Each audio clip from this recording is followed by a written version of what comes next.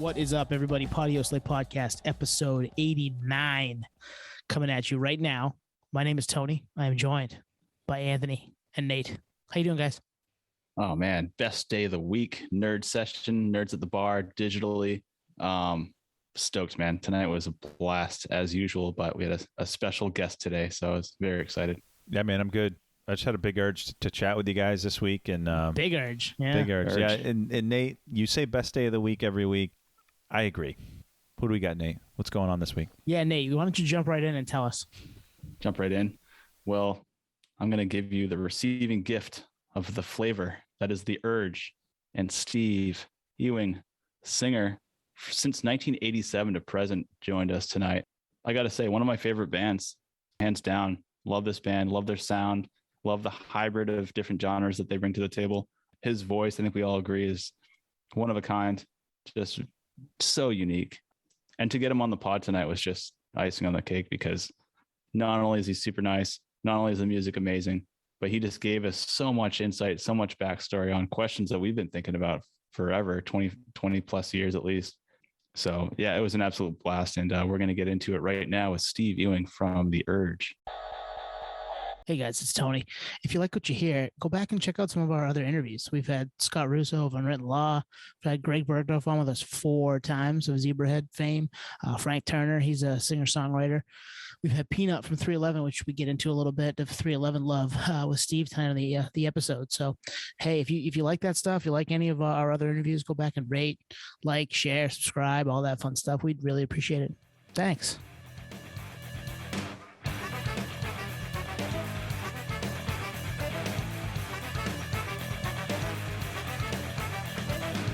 My mind it draws a blank, try to collect my thoughts, an open hole of nothingness and loss. I got no memory, there is this kind of my head. Steve, thanks so much for coming on. I'm a huge fan. These guys know The Urge is one of my all-time favorite bands, and so much to the fact that we're trying to dial in the year, Twan, but I think it was 2009. I was living in Florida at the time, St. Petersburg. And out of nowhere, out of thin air, Anthony sends me this package in the mail, and it's a cassette, The Urge, Fat Babies in the Mix. Oh, no. Yeah, he sent this in the mail to me. Wow. I think he dug it Out up of at nowhere. some record Yeah, store, and I'm like, that's- dude, this is rad, because I've never owned this, first of all. I'm a huge fan, so this is like an ultimate collectible for me. That's definitely like less from like 1990 or something. Super old. Wow. Yeah. Wow. And now we're talking with you. So it's like ultimate, nerd full circle. We're big nerds here. So thanks for coming on, man. Appreciate it. Got it, man. Thanks for having me. So that's from 1990? 91, something like that, yeah. Wow. I wonder how many of those are kicking around, right? I mean, there can't be a lot of those cassettes, float all over the place, and then let alone us having one and sending it to another one of us. Yeah, because I mean, after that period of time, they usually end up in the trash, or we are, if they even still work. You know what I mean? Right. And I think it's a colored cassette. Like the actual plastic is colored, which is Yeah, it's which yeah, is it's green. awesome. Yeah, I mean, Nice. Yeah, we made those in like green, red, and yellow, I think. who was doing that back then? There couldn't have been too many bands doing that. It's like a vinyl variant. Yeah. So it was actually recorded on January 22nd, 1993 in St. Louis, which is where you're from, St. Louis. 93, okay. Recorded at Mississippi Nights. I take it that's a small, like a venue, a club. Yeah, that's a club, yeah. Awesome. Man, so that's way back. So Steve, take us back. So The Urge, you guys start right out of high school, or maybe even in high school, right? Late 80s. I was still in high school. So the other guys had just graduated, and I was still in high school. I was like a junior, and I knew them. They were a little older than I was, and I was really into being in a band, and I really liked what they were doing. And I got one of the drummer. I knew his younger sister, and she knew that I was a singer, and she's like, "You should go audition for my brother's band." Nice. So they were looking for a singer because they were just playing instrumentals in his basement. So I joined the band, and that year, my junior year in high school, we started playing a few parties, house parties, VFW halls, and then it kind of progressed into us playing bars around the area. Were you singing before you joined the band? Did you already know that you had the pipes, the golden pipes? Yeah, I was already singing like like school choir and church and stuff like that. So I was already singing, not in a band, but yeah, I was definitely singing. Nice. Were you writing music too, or? I was not. I didn't learn how to write music like until I joined the band. Even really till later than that. When one of the drummer was already kind of writing the song, so it took me a minute before I started actually writing. Nice. You know what's cool about that is the fact that like it makes it cool to take choir or like learn how to music theory in high school, because I mean the Urge is like a hybrid of like hardcore punk, heavy metal, ska, reggae, funk, rock. Like learning how to sing in high school is really just the foundation of what you really want to do, which is pretty rad. I think you're exactly right. It's a great foundation. In fact, I use it still to this day with all my other music stuff. So yeah, it's a fantastic foundation. Did the guys in the band know you could sing? Like, because in my head, I have this vision of you showing up to practice. They have no idea if you can sing. And then you open your mouth and they're like, holy shit, this is the guy. Yeah, I don't think they really knew. I knew some of them from the neighborhood, but I don't think they knew that I was actually singing. Just Jeff's younger sister did. And so I think she probably just gave him a heads up. And then, when we got into practice, like, oh, this is like legit. Okay, cool. So that's crazy. I mean, did you know personally, like, I think I have a pretty good voice. I think I can give this a shot. Or were you like, I don't think I have a good voice, but I'm going to try it anyway, No, I mean, I knew it. I always sang at home and I always sang with my mom. So I always knew that I was capable of singing. I joined the choir, maybe it was my freshman year. But before that, the choir director came to our junior high school and told me that I should join the choir. So, oh, cool. I'm like looking for kids that might join the next year. And so it's like, you should definitely join the choir. So I did. And I had a ball. I had a great time. So no doubt. Nice. So, and as Nate said, I mean, you guys were a mix of a lot of different sounds. What goes into your influence? What were you listening to at that age that kind of helped, mold you as a musician? Man, there was a lot of cool stuff coming out. So we had, Bad Brains was by that time was on their like fourth album, you know what I mean? And so I was like big into Bad Brains. The Clash was a big one for me. The Police were huge influence on me. So, I mean, if you can just take those three right there, and then that would give you kind of an idea of where we were coming from. And then Fishbone came along in like 86 or 87. And that really tied a lot of things together for me. You had like that stage energy from like Parliament Funkadelic, and then you had the punk rock, and then you had reggae. So, I mean, that was a band that was huge influence because they were putting a lot of styles together. So, yeah, imagine all that, together. And that was at that time, I was 17, so I was really impressionable. So I'm like, this is like the best shit ever, Mm-hmm. Yep. But it's not only you, it's also the band, like the other band members are also digging the same styles of music. So you guys are kind of all meeting in the middle. Yeah, we were all on the same kind of wavelength on what we were into, anything that was like counterculture we were into, So punk rock was like huge, and hardcore and metal and reggae. No one was listening to reggae except for like a handful of us, in the area. So bands like The Clash, you were starting to mix all that stuff. You know what I mean? That was like super dope. It just works. I mean, you wouldn't think it would work just by like all the genres Nate just described, but it does. Yeah, and it does. And it's a testament to you guys. I mean, short of, a few gaps in the resume, it's largely the same group of guys for you guys since the early 90s. Yep. And that's rare. That's really rare. It's really rare. So like on that Fat Babies cassette, what you're hearing is the original band. What most people know is what we formed very shortly after that. Literally almost like 6 months after that came out, we got a new drummer and a new guitar player. And that's what people know. And we put our first major record out with those cats, and everybody's still the same. That's wild. Mm-hmm. I mean, we had earlier this summer, we had Peanut from 311 on, and I know you've toured with them extensively and know those guys pretty well. Yeah. It was wild to hear him talk about 30 years of 311. I mean, you guys are in a similar boat, 30 years being friends, playing music together. How do you keep that up for so long? Well, the music part is really easy. Playing the music is That's what we know how to do. Is what we love to do. So that's really easy. We get together to play music. Man, that's like the greatest thing of all time. That's a piece of cake. Yeah. Really, the only stressful part, I think, for me, maybe even for the rest of the guys, was when we were juggling making music and, you know, the industry and this, you know, selling records and how we present the music and how we go about that. That part of it was stressful. You know, it takes, you know, the writing the music and the, you know, playing the music. That's the fun part. That's the meat. That's what we do. Mm-hmm. But yeah, we love it. You know, we just had rehearsal the other night. We got a couple shows we're going to do before the end of the year.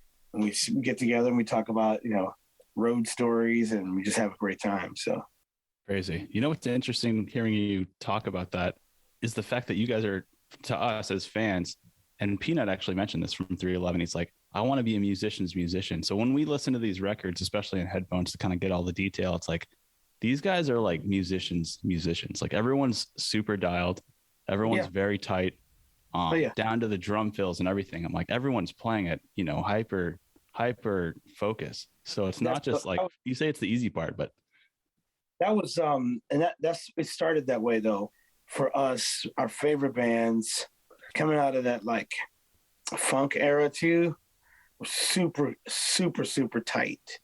Yeah. Like there's nothing like seeing a rock band that's just tight. You know what I mean? That's crazy. So that was our thing, is like, we got to be tight. And so our whole mindset is that when we go into playing, you know what I mean? So it's not, never do we ever feel like we should, you know, just be loose. You know what I mean? It's loose in one kind of way, but it's tight. You know what I mean? It's high energy, but it's tight. So, I mean, if you're a musician, yeah, you'd probably be like, damn. But yeah. That's our point. That's our whole point. Yeah. And we aren't, but we've talked to a few of them now over the course of almost 2 years. And, exactly. And to hear it from a few different people, be like, oh yeah, those guys, they know what they're doing. Like that's kind of fun. It's almost like it's trained our ear to look for like really like more detail, like not just casual listening. Like we've gotten so much insight from different guests that's like, okay, now I'm listening to this record in a full, like a completely different headspace, you know? The detail you learn is where, and it's subconscious to the listener sometimes until you dig deep and go, oh man, there's all kinds of shit going on here. But the details is totally where it's at, especially with records, you know? Well, that's the thing, is you can fake it on a record. You can't fake it live. And this is like a backtrack, you know? That's true. Yeah. That's very true. And I know we saw you back in 2000 in Portland. So we lived it, you know? It's been many years. I think we were. With us today? It was Goldfinger and Mest. That was a good trip. Yeah, it was a fun trip. Yeah, I don't think my voice had changed yet. I was so young, but. Oh man, the best kids were like literally kids. I think they're like 16 and 17. They're super young. Yeah. So, you guys are formed. You're playing locally. What is it like early on playing locally? You know, getting your name out there, finding different people. You said you played some bars and some house parties, but when did you start to like feel the momentum? The place Mississippi Nights, where we recorded that live cassette, is it held about 1,000 people. Wow. So everybody came and played there. So I mean, literally, like Nirvana played there, you know, on their Nevermind tour before it blew up. I mean, that kind of gives you an idea. It's that in between venue. So our manager at the time was the talent buyer there, so he would put us on as the opening band for a lot of stuff that came through. So which was great, because then we started meeting other bands and, you know, just, you know, meeting those guys and then actually getting out on tours with them from that point. So it took us a while before we got to the point where record labels were even paying attention to us, but we started touring a lot. We bought a van and started playing as much as we could outside of our town, because we just realized if we're playing at home all the time, it's not going to do anything for us. You know what I mean? So we got in the van and just went everywhere we could. Crazy. And at that time, pretty early on, obviously, 1989, like you guys signed to an indie label, Neat Guy Records, or Neat Guy. I don't know what the that was our own imprint. We created our own imprint. We got a little investment money from the producer to basically just to press the CD and make T-shirts. But we made our own imprint, our own label, so we, you know, legally we'd have, you know, control over all that stuff, whatever. So Neat Guy is the name of our is the name of the Urge imprint, and we still use it to this day. Also the name of our publishing company. That's awesome. That's you ahead of the game in that front. Yeah, it was a couple smart cats in the band, no doubt. Yeah, because we weren't sure if you were shopping yourselves at that point. Obviously, the major stuff comes later on, but we're always curious of that, like just what the interest was back then. We wanted to be on a label, but we just couldn't get anybody from the industry side of it to take us serious, even though we were like, from throughout our Midwest region, we're doing anywhere from 500 to 1,500, Wow. Ticket sales at these venues, but it doesn't matter to record people. So, and especially seeing that we're from the Midwest, and back then, record companies pretty much only had executives in New York and Los Angeles. So if you weren't kind of like doing, showcasing in LA all the time or in New York, or if you had a lawyer or somebody like pumping your stuff, it was hard to get visible. So our route was, we learned that Dave Matthews was doing this, where we were doing the same circuit. It was like all of us doing the same little Southeast circuit. It was Matthews, The Urge, 311, Hootie the Blowfish. It was just a ton of bands doing that. And they all kind of had this indie, like we'll do it ourselves kind of attitude. Yeah. And Dave Matthews was, his story's even crazier. He's like, we're selling hundreds of thousands of CDs at the shows, and the record labels have no clue. So Wow. what they did was they stopped selling them at the shows and did deals with the stores and did them retail only. So that way the sales could be tracked. Right. So yeah. in a very short period of time, everybody knew like this band is selling shitloads of records, right? So we did the same thing. We were, those first independent records were, we'd sell 20,000 copies, 30,000 copies. So we said, well, we can't sell them out of the car anymore because no one knows we're here. So we did a deal with Blockbuster Music in the region and Best Buy. Wow. And in a very short period of time, the record labels they're like, oh shit, okay. It's the Urge band selling all these records. Yeah. So that kind of got the things rolling. And then from that point, we got into like a little thing where there was like 5 or 6 labels, and we chose Immortal because it was a small imprint, and Korn was the only other band on it at the time. Oh, wow. So it was a small imprint, but they had the backing of Sony, and the deal we got was sweet, and they just had all this energy for us that totally were behind us. And there was some other larger labels that just felt like we would just get the advance and we would disappear. So I think it was a smart decision going with Immortal. And they picked up Incubus shortly afterwards. That's Wow.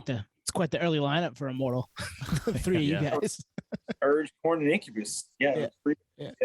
That'd be a hell of a show. That would be a hell of a show. There's a European tour. Our first European trip was Korn, Urge, Incubus. Yeah. Amazing. Man.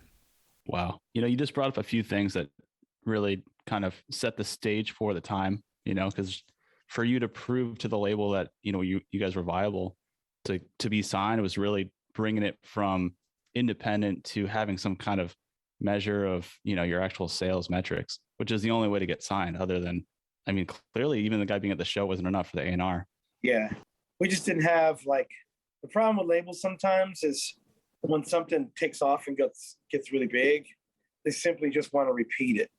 Yeah. Right. Yeah. So that's convenient. That's easy. So something that's not like that doesn't immediately get seen. And that was back then. It was, things are different now, I think, because, with all the formats we have and, the way we can get music out, you can find ways. But then it was really, it's like somebody had to get on a plane and go see the band, Exactly.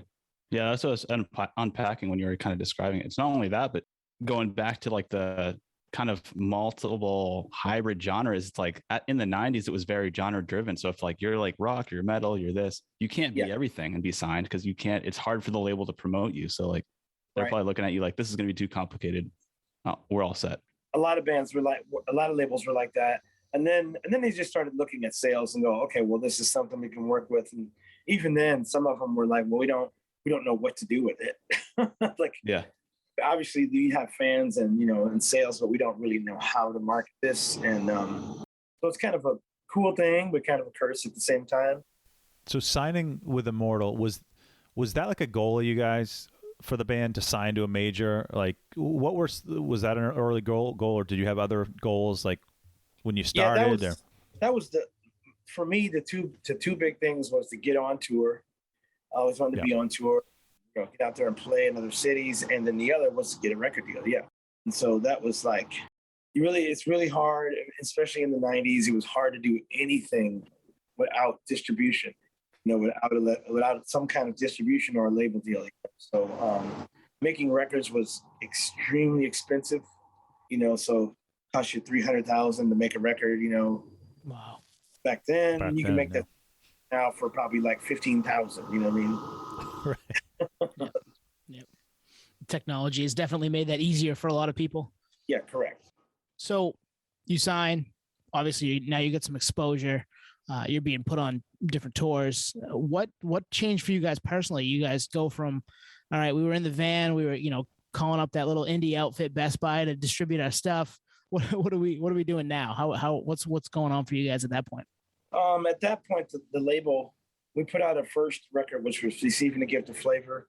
We released it independently, sold it through retail, and then Immortal, Sony picked it up. They just bought it and just re-released it. Wow.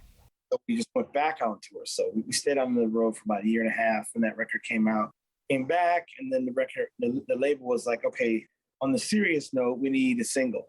We need something we could promote. So we went in the studio with Garth Richardson, who did the first Rage Against the Machine record.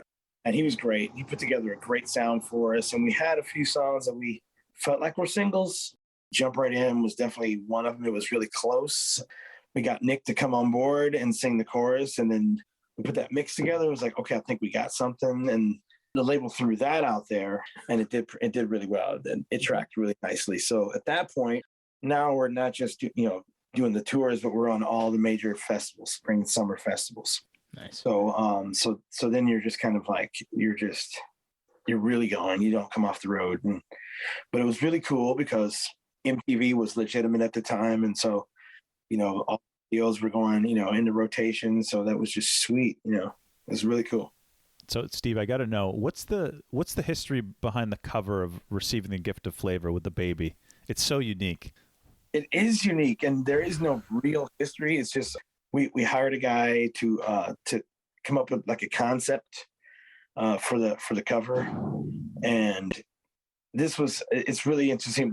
He used Photoshop when you still had floppy disks. Oh. Wow. So the process of making that was really, you had to actually do the multiple layers of color separation for all that for the print, whatever. But it was really cool how they were able to take the baby in the light and burn it, like, and all that kind of stuff. Right. And he brought it to us. I'm like, dude, that's dope. I have no clue what that means, but it's dope. Yeah, I love it. I love it. That's amazing. So you mentioned working with Garth. That's probably the first time you'd worked with somebody that had put out something, say, like Rage Against the Machine's self-titled record. How did that change for you guys as far as putting music together and making your record there, being with somebody with a reputation like that? We were excited because that first Rage record was unbelievable and it still holds up to this day. Yep. So we were super excited to work with Garth, and he was really excited about working with us. He had come out to watch us a few times and like, yeah, you guys are tight and it's going to be a lot of fun working with you. So when you go from, making Receiving the Gift of Flavor, we were on a really tight budget. We made that record for like $14,000. We had to do it in like a week. Wow. Yeah. So working on a full budget record, the process is way different. I mean, it just takes longer. It's about really like, building this massive texture, this massive sound. So it was different, for us. We were used to working kind of on the fly, and this was a longer process, so. But Garth was great, fantastic engineer, good producer, and the team he had working with us had worked on just everything, So the sounds we got out of the studio were super dope. And he took it one step further. He was like, "Well, I'm gonna get the band out of St. Louis, so we're gonna work at this little mansion in Reno." Wow. There's a studio in Reno where like they did the White Snake records and Milli Vanilli stuff. And it's a small mansion. It's got like 10 bedrooms in it. Oh, wow. And got a massive SSL and live room, whatever. So we lived in it for about 9 weeks. And that was actually fun. Yeah. Yeah. That's pretty cool. Like it's like rock and roll boot camp, right? You get to go hang out at the summer camp. I mean, you get to go hang out with your friends, make music, live in this estate. Like that's pretty dope. Yeah, it was really cool, man. Yeah, I was going to ask you too, like when there's that much pressure, like inspiration comes from the moment. It's like the moment. So he was basically putting you in a moment to maybe draw inspiration, because otherwise you're in your hometown. Like, you know, I don't know if you had the songs pre-written or were you writing in real time? We were not writing in real time. We did a lot of pre-production for this record. So we knew that it was going to be very important, you know, and considering we're spending a lot of money and, you know, had to try to come in on budget, you know, we knew we had to do a lot of pre-production. So we spent about 6 months, you know, writing stuff and recording the demos. So we actually leased a house in a little lake community outside of St. Louis and spent about 4 weeks just really writing, really getting details down, like all that kind of nitty gritty kind of stuff. So by the time we got in the studio with Garth, we had demos done. We were ready to actually record. So, you know, stuff like with the vocals, you know, some of the lyrics weren't finished yet.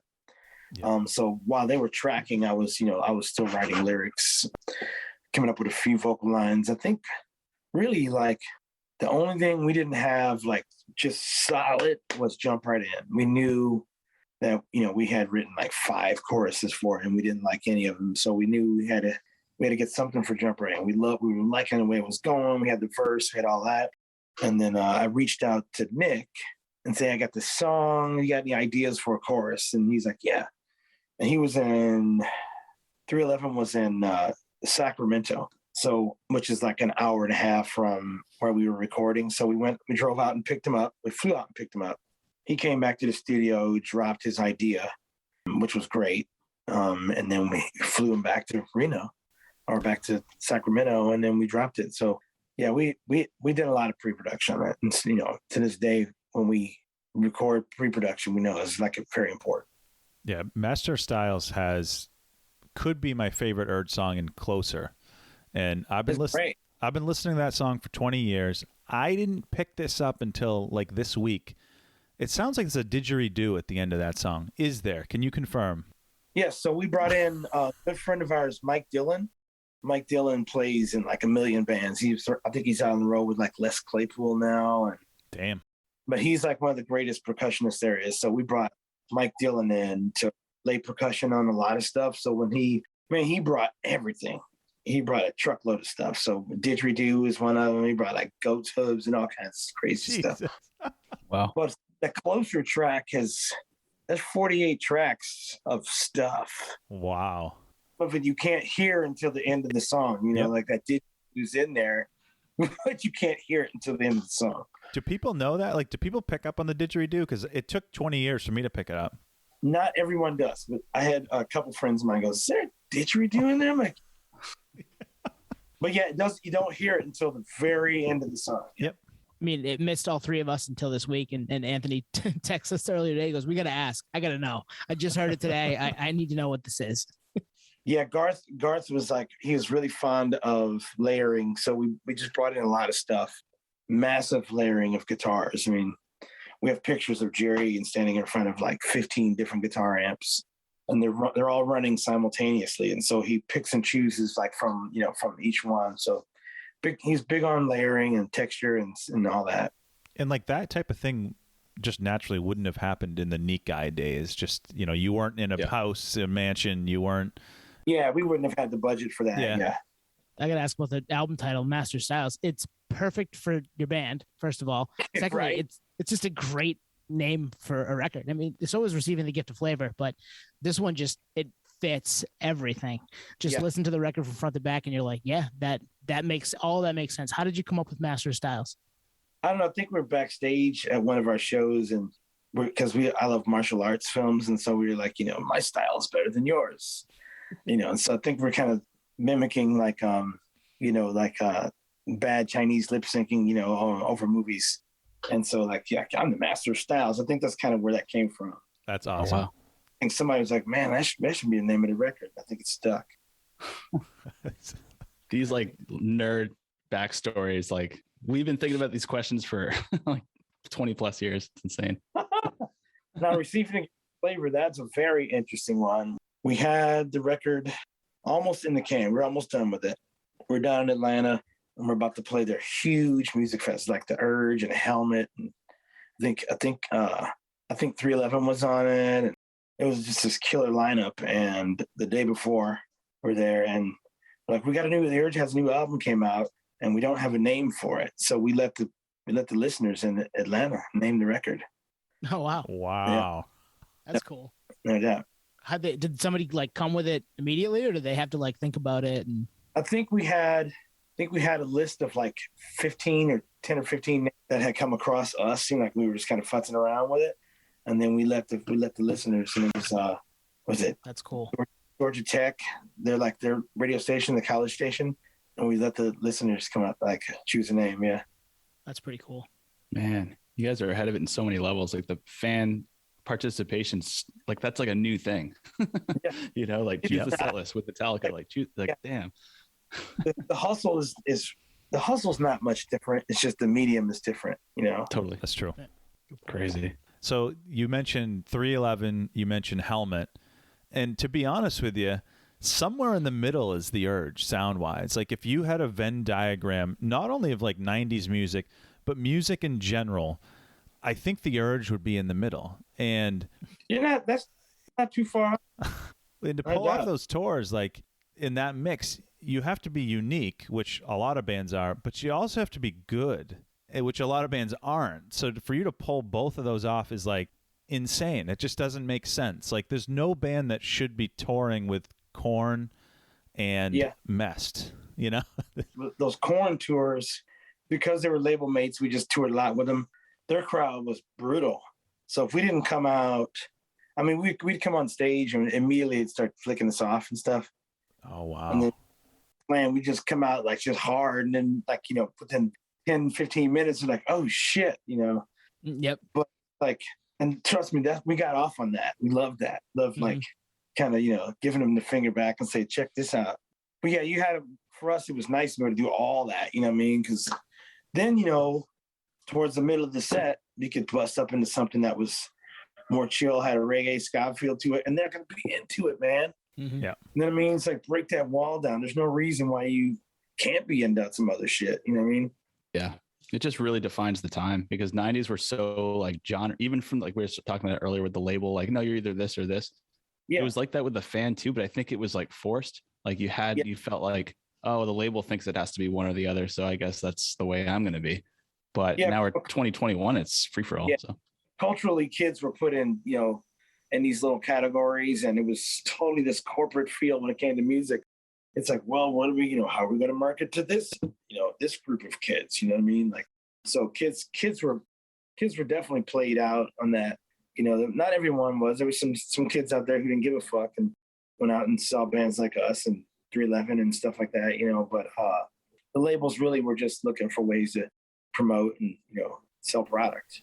It was just getting in front of eyeballs. It probably didn't even matter who, right? Yeah, for us, is we just give us an audience and we'll go out there and try to knock them out. I love that. Speaking of which, you mentioned it earlier, but you said you did some touring overseas as well. Yeah, we did a couple European tours. One with Korn and Incubus, and then we went back over shortly after with Incubus, and then another band that was on the label that just signed on the label. I can't remember the name. Yeah, so we did both of our European trips. We did with Korn, with Incubus. So yeah, a couple trips. Wow, 1998. Something like that. Wow, so off of Science. That's crazy. That's such a interesting phase for that band and for you guys to be touring with them, and just you guys both had so many different styles of music on the records that you're promoting. So that's very almost like a perfect fit, to be honest. Yep, and to us, the Incubus guys were really young. I mean, and they were extremely talented at that young age. I mean, and I think all of us could see something was going to pop off with that group like easily. Yeah. Mm-hmm. what were the big differences between, playing over here and playing abroad with, say Korn, or even just going back over with Incubus? It had to be, were you received differently over there, or were you people into it just as much as they were here? I'd say in some places it was rough because it was Korn. And at the time, Korn was as big as Metallica in Europe. You know what I mean? They were huge. So going over there, you're playing in front of 5,000 Korn fans. Wow. Yeah. That's a rough crowd. Trust me, we got them. But I mean, it's like playing over in the United States, we'd already built the following, here. So if we were playing with a band like Korn or somebody who had more, bigger than us, we still had a core following at our shows, but we were going in fresh, opening for, metal band. So it was definitely rough, but we got them. And once we got them, dude, then it was crazy. I love that mentality. You're like, all right, we know we're going to go into this and we're going to have to turn these people. We're going to have to make them ours. And then you relish it. I can hear it still, even right now. You relish that challenge and, deliver on it. And that's fucking awesome. No doubt. Yeah, and that's not an easy task. And to be honest with you, in 2021, that mix probably wouldn't happen. I think people are open-minded, but in a lot of ways they're also stuck in their ways. And to have a band like yourself open for a metal band, a true metal band, just probably wouldn't happen. So it's a testament to you guys. That's my point. Yeah, and looking at like tours I'm seeing, like just kind of at a glance, it seems there's a little bit less of a mix-up of stuff. Yeah. Yeah. I mean, seeing is like, man, you also have like Live Nation does a lot of packaging for tours. So it's not just the record labels anymore. It's the promoters. Like they're looking at how can we package these tours and sell the most tickets. So they're definitely going to try to put bands that are similar together. Yeah, true. But on the contrary, though, we were talking about this a few weeks ago. You guys also played Knotfest, which is Slipknot. Yeah. What was that? I don't know, a few years ago or so. So that's still happening to this day, but maybe that's it, like an inside thing. The only reason why we were on that is because we're super good friends with Slipknot. They used to actually open for Urge when they got started. That's awesome. Wow. When Paul died, and then the band was like, Paul really wanted you guys to play Knotfest. You know what I mean? So we're like, well, we're not a metal band. But they're like, if you guys want to do it, you can. And we did it. And I wore all white because I think out of 20,000 people, I was the only person wearing white clothing. So it was another one of those things where it took a minute. Like, why is this band out here today? Because like Death Clock was playing that day. I mean, oh yeah, yeah. It was like, trust me, I was loving all of it. Yeah, it's totally different, But eventually we got everybody into it. It was a lot of fun. It was cool. Who'd you go on after, or who were you between? Do you remember? We were late in the afternoon, so we went on like right after Surge, I think. So Surge from System of a Down had his band out there that year. Nice, man. That's. I wish I could have been there for that. It was great. It was two big old stages, and that just music was like kept going. They had some old cats. I don't know if you guys remember a band called Prong. Yeah, by name, the name. Yep. Yeah, Prong was like the old school, like precursor to like bands like Helmet and stuff. Yeah, very Prong. Helmet-ish. Yep. But yeah, some really cool shit on the gig. Yeah. That's so cool. So between Slipknot and 311, there's just a lot of relationships that were built starting like in the startup to still kind of bring it back full circle, even these recent tours. You got St. Louis, you got Des Moines, you got Omaha, you got Kansas City. You got this Midwest circle basically of college towns. And from St. Louis to Boulder, Colorado, you got a million places for bands like us to play. And so we just stuck in that realm. And that's why we ended up with 311 so much, is because while they were transitioning to Los Angeles, they were still playing through the Midwest region a lot. So it just made sense. Like, well, we're, playing the same circuit. So we jumped on a lot of stuff together. Wow. Yeah, that makes sense. And after all that touring, all that, all the legacy, Too Much Stereo drops. Another one of my favorite albums. This is the tour we saw you on at the Asylum. Yeah, with Goldfinger and Mest. And it was the last album for quite a while. Like, we didn't know what was going on. We didn't know the insights. Why we have you on, actually, to know, man, this album drops. I've never been a bigger fan. And it seems like things kind of came to a close. That's basically when you guys broke up, right? In 2001. Yep. So we put the record out. It's definitely, in my opinion, the best record we made. Totally. A lot went into it. We hired a guy named Cliff Magnus to produce it. And Cliff comes from the pop side of things, like really pop side of things. So bop and all that kind of stuff. Oh, wow. Last More comes from that realm. But we felt like we needed somebody to help us with putting together the songs, the arrangements and things like that. So we had done our pre-production. So like, okay, we got a ton of material.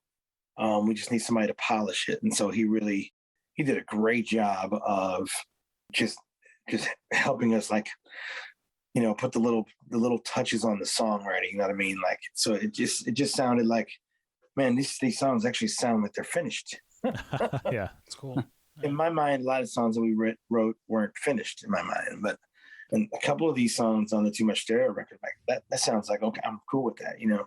But that's Cliff, and we put the record out.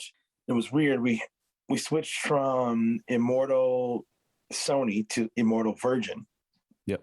So Immortal Records was going through, I think they were losing their distribution deal with Sony, and then he just signed a new one with Virgin.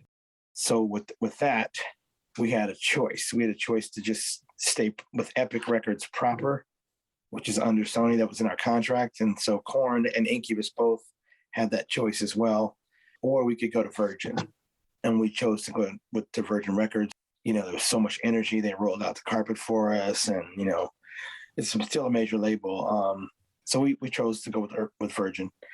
Shortly after, it was kind of a minor collapse in the music industry. It was like, It was like retail was pretty much, while we were on the road, retail was like dying, you know, all the way around. So it was just kind of a weird vibe. The machine at Virgin wasn't as, you know, efficient as it was at Sony. And so we were just kind of getting kind of a bad, you know, vibe while we were out on the road.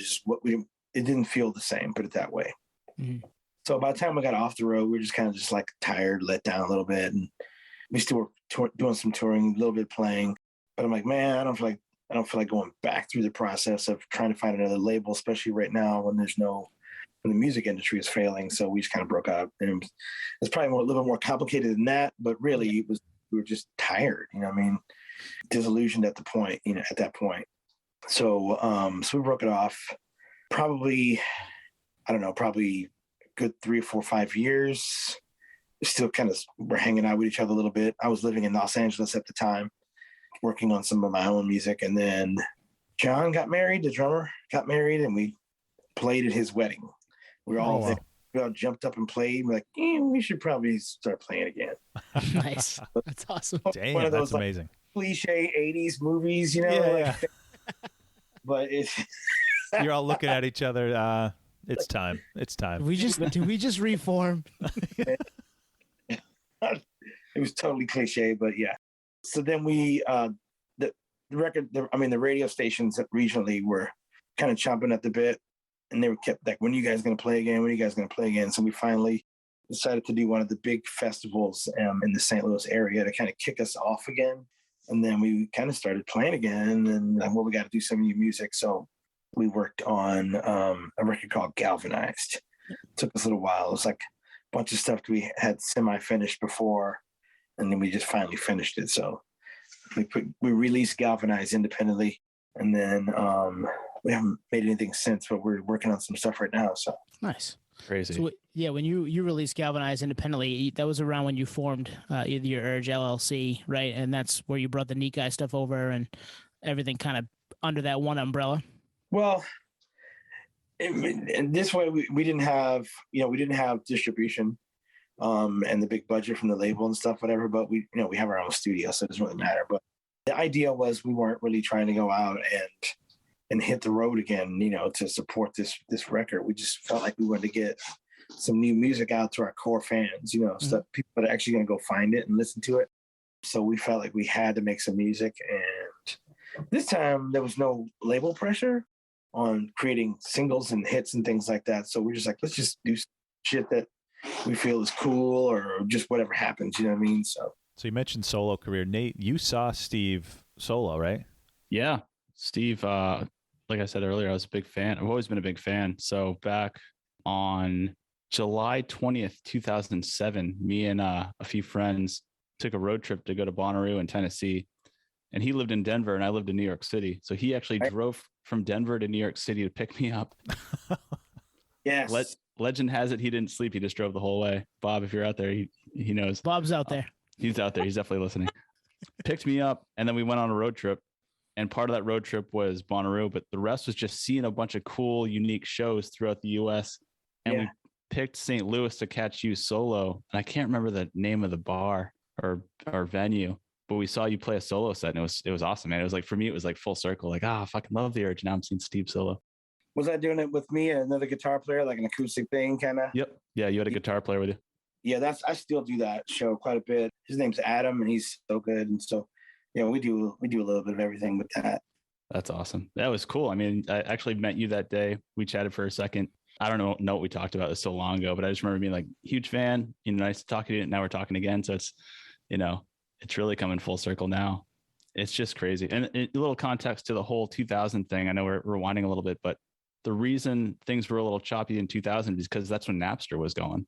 So like record sales were dying, retail was dying. It was dying so fast. It was like, what the hell? Yeah. Literally, like, we're sorry. That was our generation. Yeah. We apologize. Although I bought the album, Steve. Come on. I bought the albums. Yeah. God, less than a year of putting the record out, half the employees at Virgin Record were laid off. Jeez. So the staff was like laid off at Virgin Records. So I mean, it's like you'd walk in the office and like only half the people were there. So it was just weird. You'd walk in there before and you got a bunch of people doing a bunch of stuff, but there was no detail. So, and radio was not proving to be a good way to gauge retail sales. In other words, you used to be able to like get a song on the radio and you'd watch sales go up. Yeah. And right. that was happening, so it was just really weird. Things were changing big time. Yeah. And the reason I bring it up is because that road trip where I saw you solo, I was living in New York City. I was going to college, but I was also interning at Virgin EMI Records on Fifth Avenue. And that was in 07. In 07, that same meeting was we were having like full on meetings. I was an intern and I was still getting into these like meetings with the whole staff. And they were like, we're losing money hand over fist. What the fuck's going on? Yeah. Napster was 2000, but in 07, there was another peak of like pirated music, and Radiohead was on Virgin EMI and they had just exited the label and put out In Rainbows for free. For free. Yeah. For free. And so it was super controversial. In the meeting, I just like know it in the back of my head, like a movie scene. It was like, everyone's looking around the room like, what the fuck are we going to do? Our biggest band that we've ever signed is basically giving us the finger. And layoffs started happening just like in 2000. It was like clockwork. It was crazy. Virgin made a series of really gutsy decisions that killed them early. Right around 98, 99, they advanced Mariah Carey for the Glitter record. Picked up Pepper for some crazy amount of money. They picked up Janet Jackson for a crazy amount of money. D'Angelo's. They picked up all of these like marquee artists all at one time for millions and millions of dollars, and none of those records like really kind of popped. And so they were kind of in over their heads at that point, and it's a relatively small label compared to Epic or Columbia or something like that. So you getting back to the Urge stuff, get back to your music career. You guys dropped Galvanize in 2013, and then for the 20th anniversary of Receiving the Gift of Flavor, you record it live, right? Yeah. How did that come about? We felt like Receiving the Gift of Flavor is what it is. We made it in a week on a small budget. It worked. It's great. We feel like, man, we could have made it sound better. And like we had the technology we have now, we could have made it sound better. So we've been playing these songs forever. We don't need to rehearse or anything like that. Let's just re-record it. So it's like, well, we don't need to like overdub all this stuff. Let's just re-record it live. And so we did that. We just did each song 3 times, did 3 takes, and then we had a live audience. So we took an old theater in the town where I grew up at and sold preset amount of tickets for people to watch us record the record live. So that was really cool. So this recording of that, and then what you hear is us killing it live, man. It was, and it sounds good. I'm like, man, wish it could have sounded good like this, we put it out. But I get it. You know, when I hear it receive and get the flavor, completely understand why it works. But yeah, we wanted to upgrade the sound of it. Nice. It just like boggles my mind because it just, as a fan, we don't really get it. So you were able to re-record it sans major label because it's a live version of the songs. Yeah, this is our masters. Yeah, so we did indie label. So yeah, so we own the publishing to the music, that side of it. So we can re-record it if we want to. That's why on Spotify you hear a lot of re-recordings of things. Mm-hmm. Yeah. It's because the artist and the label haven't worked out, you know, the release of the masters most likely. Yep. So they'll just re-record it. Okay. There are some big time names doing that. Taylor Swift just did it, so Yeah. she's been doing it all year, right? Yep. So Steve, what's next in store for The Urge? I see you have a show at the pageant that you're promoting, and then new album. I think you kind of teased that. Yeah. So right before the pandemic, we were trying to put the finishing touches on a new record. And then we just, of course, we stopped, you know, being in the same room together for a year and a half. But yeah, we even kind of promised the radio station we'd give them a single. So the idea now is at least finish up on a single, something we can give the radio stations in the region to play, and then finish the record. Nice. We're looking forward to that. Oh yeah. Oh yeah. Yeah. No, that's cool. I mean, this many years long, like 35 years in, I think, right? And you're still making new music. That's amazing. Something like that, yeah. Isn't that crazy? Wow. That's crazy. I mean, that's Rock and Roll Hall of Fame, you know, and some. I don't know about all that, but you know. Well, you're in the Podioslave Hall of Fame, so Yeah. we love it. That's fantastic. All right, we got a couple quick lightning rounds, guys. We want to jump into those. Yeah. Yeah. So Steve, we get questions that really don't fit into the interview that we like to throw at you. They're kind of quick hitters. Okay. So I saw you guys at the we saw you at the Asylum with Goldfinger and Mest 2000, and then I saw you solo, obviously, 07. But there's so many tours. We were looking at like websites that kind of showcase the tours that you've been on, and we were just geeking out. Like, man, I would have loved to have been on that, or sorry, been there. What are your personal like favorite tours that you were on? Some of those first tours that we were doing in that southern region, southeast region with 311, those were a lot of fun because we didn't know what to expect. We were all kind of exploring, you know, so we were just getting our, you know, on a bus for the first time, you know what I mean? Or, you know, we're doing long van tours. So everything was brand new for us, just being out there. So it was super adventurous and crazy. But that first, we met 311 down in Atlanta on a big festival in Atlanta. And we were like, we should go on tour together. We kind of like mutual handshake kind of thing. And so the first tour we did was down south with them. And that was just, man, we did a lot of drinking. It was a lot of fun, dude. Nice. It was a big party. Nice. What year was that? Man. Okay. So that would have probably been 93, 94. Oh, awesome. Nice. So when that live record you got, yep, it's a very interesting record because things started happening for this band right after that was released. Nice. Yeah. Wow. So that was kind of the pinnacle of our independent like phase. And then things started happening right after that. So right after we released that, we started just taking our van out and doing some tours. And that first 311 tour with them was very shortly after. So probably 93, 94. Damn, that's nuts. John, you got one? Yeah, I mean, we talked about it in pre, and you're wearing the sweatshirt. Tell us about the sausages, man. Steve's Sausages. Oh yeah, Steve's Hot Dogs. I got my shop over in a little neighborhood called Tower Grove South. I guess I've been there for about 7 years now, and this is my second restaurant. I had another one in another neighborhood in St. Louis. So shortly after I moved back to St. Louis from Los Angeles, I started playing a lot. I put together the duo that you saw. I moved back in 06, and my wife was pregnant at the time, so I just got busy playing regionally, playing locally, just playing a lot. And so at one point I was doing like maybe a couple hundred shows per year. Wow. Wow. It's a lot. Damn. So I'm like, I'm going to look for some other kind of small business that I can run during the day and maybe kick back on playing as much.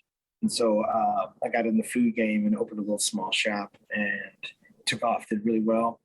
Opened a second location, did really well, and then kind of ran with both until we started cannibalizing each other. Closed one and then consolidated. So we just moved into a larger location, like literally Nice. 3 months. Yeah. Nice. I got to get down there and I got to get down there and try it. Yeah, and it's cool because it's the whole business was built on, music being a part of it. So there's always performances in the place, you know what I mean? So I always have live bands in there, DJs. Sometimes we play in there, so there's always some music happening there. Yeah. I texted a buddy of mine last week when we had confirmed that we were going to talk to you, and I was like, hey, this is happening, whatever. He sends me a picture wearing a Steve's Hot Dogs t-shirt. So, and he lives in Tampa or Clearwater, Florida. So I'm like, that's awesome. I'll tell Steve. That is amazing. Yeah.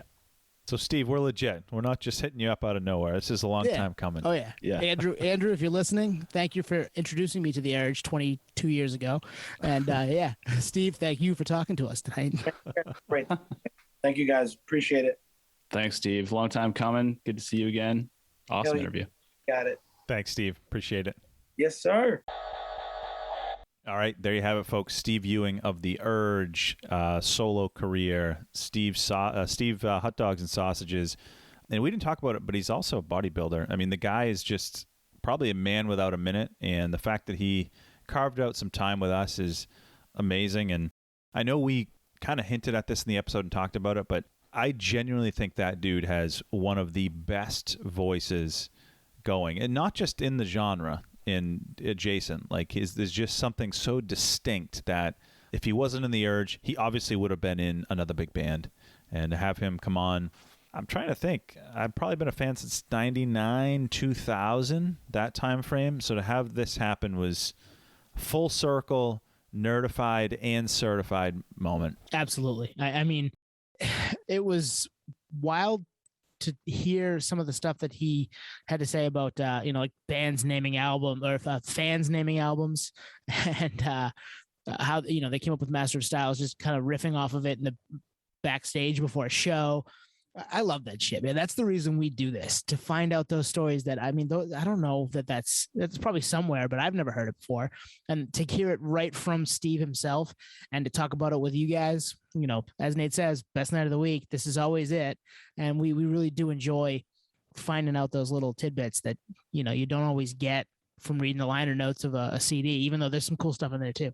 Totally. And actually brings me back to that solo show in 2007 where I think I had a lot of these questions kind of in my head, but I didn't have the platform to really ask him directly or really, feel like I could take his time. Like I think it was post show 2007 solo show. It was like, hey, big fan. Awesome. He was super nice then too.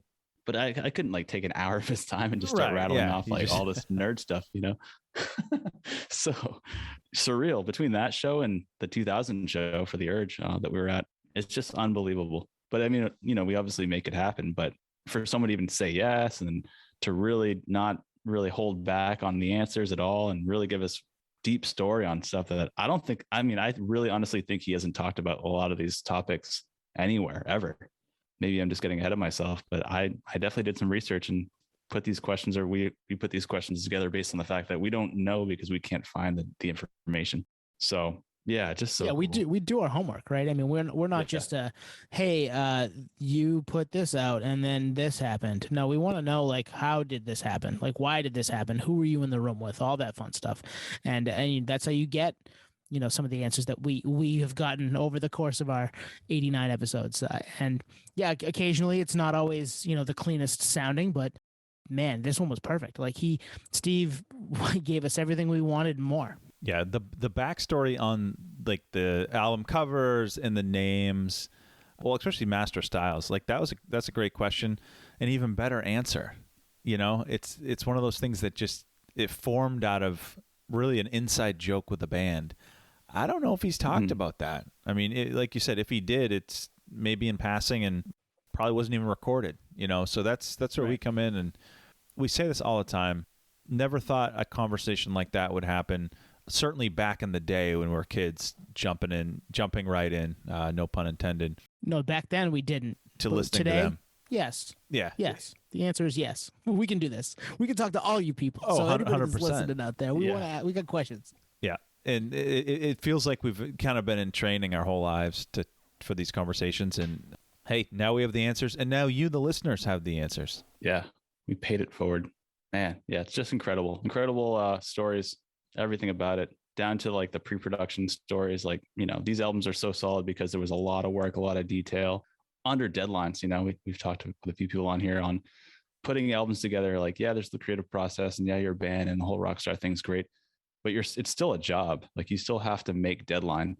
In a lot of cases, you actually have to pay fines if you don't make the deadline, which is an obscure fact in the music industry, that you actually pay out of pocket as an artist if you don't make those benchmarks. So phenomenal. So happy they're still going. As Steve said, that they're going to be dropping a new album that they're recording here shortly. So we got a little insight there too. So we'll be looking forward to that. But until then, thanks everyone for listening. And thanks, Steve, for coming on. And we will catch you guys next time. Cheers. Peace, pod heads. See you next week.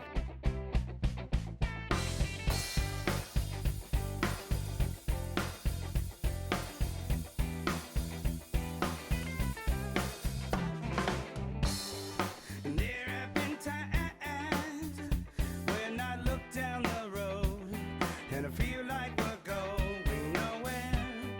And there have been times when I feel like it's got to be easier not to care. And there have been times when I look in my heart and I feel like it's snowing in there. But here we are this time, trying to remember when this war was declared. So, you and I will always be, even though we never agree. Love will be our foe, and I will always be close, sweetest enemy again. Whoa, whoa, oh, come on. I almost forgot what I was mad about. Now I'm down in the trenches, fighting for my dignity, waving a flag. I get shot down, shot down, shot down, shot down, invisible adversary. Drinking from the poison stream, changing from the inside out. Yo! You and I will always be, even though we never agree. Love will be our foe, and I will always be close, sweetest enemy again.